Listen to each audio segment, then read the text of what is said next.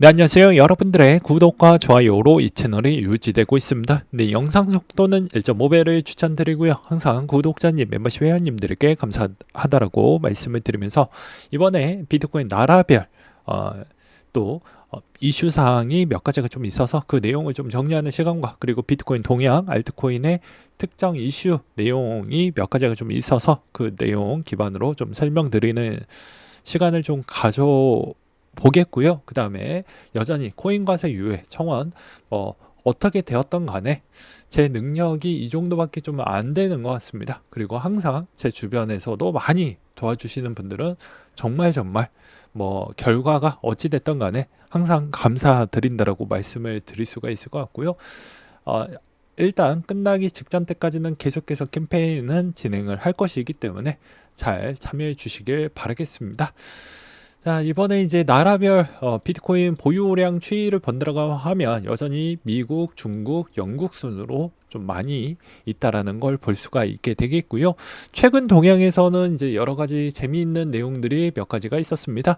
국민연금도 이제 비트코인 간접 투자를 확대하고 있다라고 볼 수가 있을 건데요. 우리가 흔히 들어봤던 마이크로 스트래티지도 이번에 비트코인 간접 투자를 확대를 했다. 누가? 연금이 이제 이쪽에 투자를 했다라는 건 이제 대놓고 이거를 사기에는 또 욕을 먹을 수가 있다 보니까 우회하고 또 우회를 해서 이렇게 좀 투자를 했다라고 볼 수가 있습니다. 그리고 또 국민연금이 지난해 3분기에 코인베이스 주식도 28만 주를 추가로 또 매입을 했다라는 것도 볼 수가 있습니다. 그러니까 즉 국민연금은 수익률 부분을 어느 정도 맞추기 위해서 변동성을 어느 정도는 충분히 즐기고 그만큼 가져가려고 하는 그런 형태를 볼 수가 있습니다. 즉 나의 수익률을 높이려고 한다고 하면 변동성을 충분히 여러분들도 즐길 정도에 있는 마음적 여유를 좀 가질 수 있을 만한 스킬업을 꼭 하시길 바라겠습니다.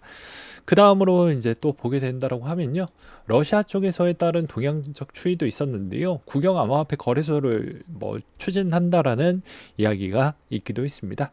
그래서 이제 본격적으로 러시아 쪽에서 이런 찬반론도 계속 나와주고 있긴 하는데, 현재 적으로는 이게 이제 계속 논의를 거치고 있는 과정이다 보니까, 그리고 추진을 하고 있는 바다 보니까 확정은 아니다, 좀 더 지켜볼 필요성은 있다라고 말씀을 드릴 수가 있을 것 같고요. 그 다음으로 이제 미국의 세부적인 이제 동향 이야기도 좀 해드리도록 하겠습니다. 뱅가드 CEO는 마찬가지로 암호화폐 ETF 출시 계획이 없다라고 선을 그었고요.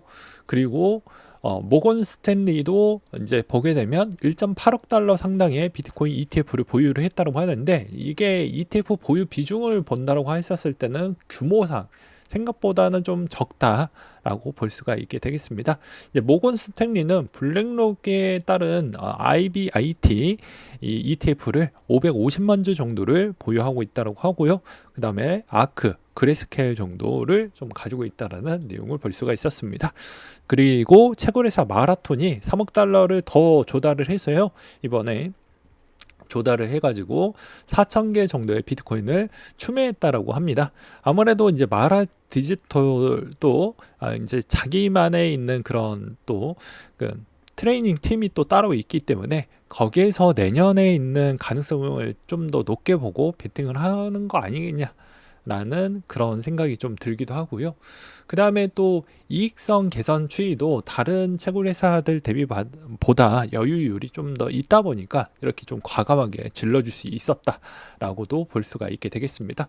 또 한편으로는 이 시점에서 좀 모았다라고 한다는 것은 물론 이게 꼭 정답일 수는 없겠다만, 현재는 이 평균적 추이가 어찌 보면 좀 더 저렴하다라고 생각을 해볼 수가 있겠죠. 이게 이제 개미와 기간의 차이는 저는 크게 나뉘어 본다고 하면 이게 금액적 차이라고 저는 생각을 합니다. 개미가 들고 있는 관점하고 기준은 금액도 낮고, 그 다음에 이걸 운영을 했었을 때 항상 단기적으로 빨리빨리 수익을 보는 부분에만 초점이 맞춰져 있다 보니까 어떻게 보면 긴 추세적인 부분을 좀 많이 놓치는 경향성이 있어요. 그래서 기간이 이런 측면에서는 좀 더 뛰어날 수 있다 물론 이제 실패율도 높긴 하지만 그거 감안하고 하는 것이니까요. 그래서 마라 쪽은 그렇게 지금 베팅을 해 나가고 있다라고 보시면 될 것 같습니다. 그리고 제인 스트리트 2분기에 처음으로 2억 2,100만 달러 상당의 블랙록 비트코인을 또 매입을 했다라고 하는데요. 이런 점도 어떻게 보면 긍정적으로 좀 봐야 되겠죠. 현 시점이 여전히 좀 이렇게 횡보하는 이런 구간대를 거치면서 충분히 이제 매력적인 구간대라고 하면서 누군가는 또 질러주는 형태를 볼 수가 있게 되겠습니다. 그런 걸 좀 볼 수가 있었고요. 그 다음으로 이제 또 본다라고 하면 이번에 비트코인이 작년 8월과 10월에 이제 부분이 이제 비슷하게 좀 나와주고 있다라는 그런 내용들도 있었는데요. 암호화폐 이제 특정 분석가에 따르면요, 이번에 비트코인 상황이 소름 돋게 너무 비슷하다. 그러니까 패턴적 구간을 보게 되면 작년하고 올해 부분의 패턴적 구간이 절묘하게 맞아 떨어졌기 때문에 이번에도 마찬가지로 올라가지 않겠냐. 그래서 이번에 이제 기간의 움직임들이 그거를 캐치를 해서 라고 하면 지금 요 구간대에서 좀 많이 샀으니까 아무래도 그 다음 추세를 긍정적으로 좀 보는 거 아니겠냐, 이렇게 좀 보는 것 같습니다. 그리고 그레이스케일의 GBTC 보유량도 역대 최저치까지 떨어졌으니 이제 GBTC에 있는 개입률은 생각보다 많이 크진 않을 것 같다. 물론 이제 이 35% 구간대도 일간 매도되는 물량이 너무 많이 쏟아진다라고 하면 가격에 압박을 줄 수는 있겠죠. 그렇지만 평균에 있는 분포들을 본다라고 하면 그렇게까지 많이 늘어나지 않고 있는 실정입니다. 자, 이게 광목절 기준점으로 보았을 때 보게 된다라고 하면, 자, 여기서도 이더리움의 순유입 비중 순유출 비중을 보았을 때 순유출 비중이 좀 있었고, 그 다음에 블랙록 부분에서도 여전히 계속 유입되는 물량을 확인을 해볼 수가 있었다라고 볼 수가 있습니다. 근데 아무래도 이제 지금의 비트코인 ETF와 이더리움 ETF에 따른 그런 뭐 상관관계 개수를 보았을 때도 러셀과 약간 좀 유사하게 좀 간다라는 내용이 좀 더 많아요. 왜 그럴 수밖에 없냐? 채굴회사 그리고 거래소에 있는 여러 가지 시가총액 기반과 매출액, 이익, 그 다음에 여러 가지 밸류적 가치를 보았을 때는 러셀의 대부분 2찬에 거의 다 속하기 때문에 이런 점을 좀 참고하시기 바라겠고요. 그래서 중소형주에 있는 주식이 좀 더 긍정적으로 움직여 준다라고 하면 대부분 코인들도 뭐 좀 긍정적으로 움직여 준다라고 볼 수가 있겠고요. 그 다음에 이제 벌써 8월 중순이 넘어가고 있는 실정입니다. 그렇다 보니까 이제 조만간에 이제 9월 달에 금리 부분도 이제 이슈가 되어갈 것 같은데요. 네, 이번에도 이제 미국의 CPI도 상당히 좋게 나왔습니다. 좋게 나와 줌으로써 이제 긍정적으로 좀 볼 수가 있었고요. 그 다음에 이제 금리적 확률도 이제는 아무래도 빅스텝보다는 이제 어떻게 보면 베이비 형태로 갈 확률이 좀 매우 높다라는 의견이 많이 나와주고 있는 실정입니다. 저도 9월 달에는 50bp를 인하한다 이렇게는 보진 않을 것 같아요.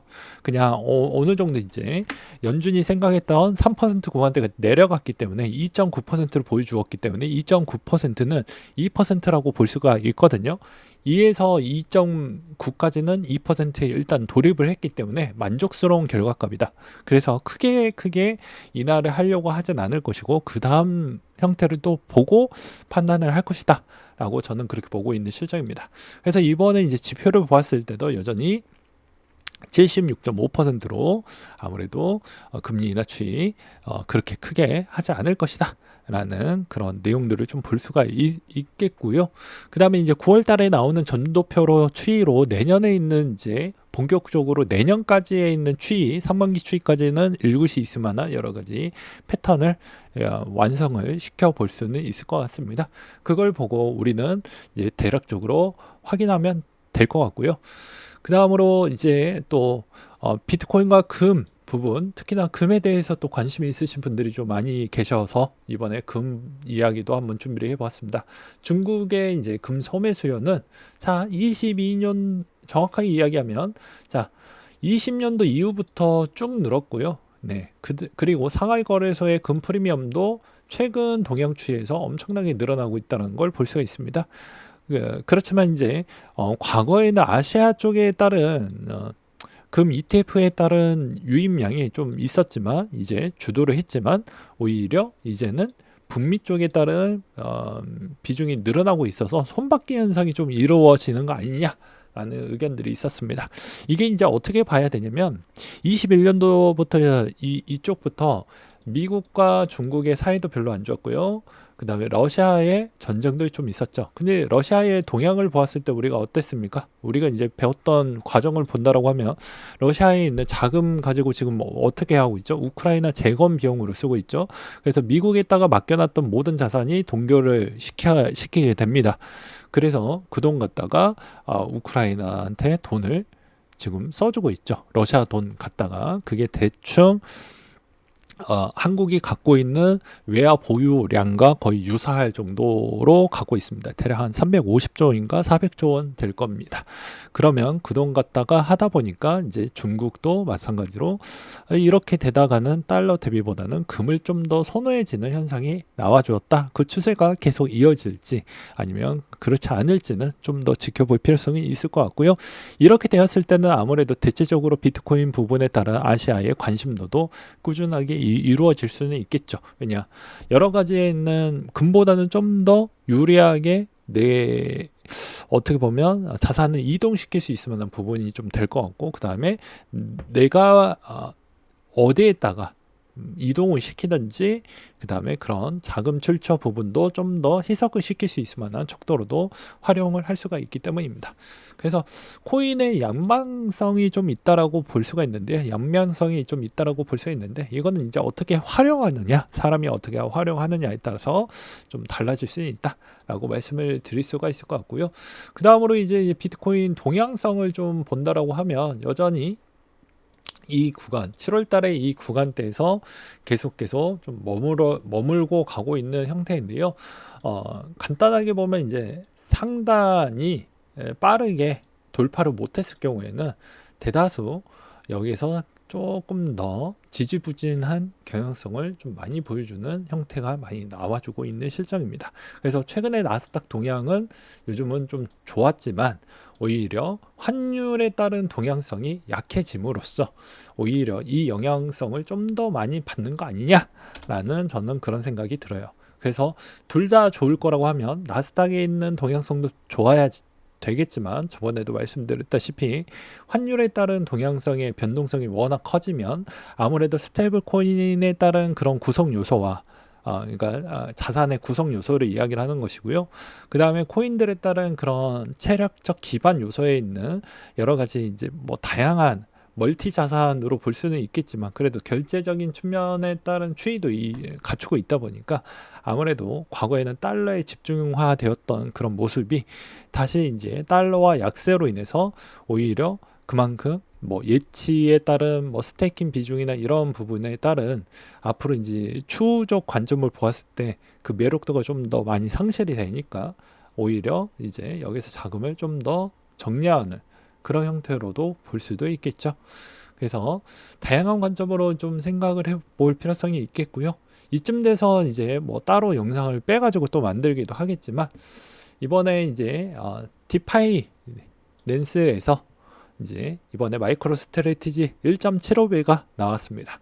근데 구독자님이 또 알려주셔가지고 정말 저도 요거 하는데 이거 따로 빼가지고 한 번 더 설명을 드리는 시간으로 하겠고요. 저번에도 말씀드렸다시피 비트코인 시총이 너무 비싸서 너무 그러니까 얼마나 수익 내기가 뭐 얼마나 되겠습니까? 라는 주장과 그리고 두 번째로는 그 대신 알트코인은 또 무서워요. 상폐될 수 있어요. 뭐 이렇게 이제 하시는 부분의 중간 지점은 제가 요 중간 지점을 알려드리고자 이런 레버리지 부분에 따른 비트코인 ETF를 쓰셔라, 가지고 가셔라 라고도 말씀을 드리기도 했었죠.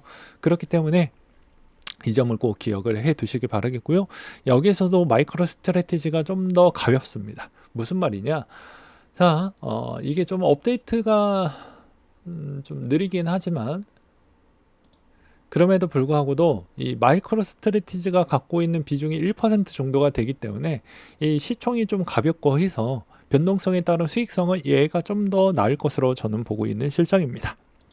그 다음에 이제 알트코인 이야기 마지막으로 좀 해보려고 하는데요. 최근에 이제 알트코인에 따른 문제점이 하나가 있습니다. 그게 뭐냐? 이번에 이제 뭐야 내 코인 돌려줘요.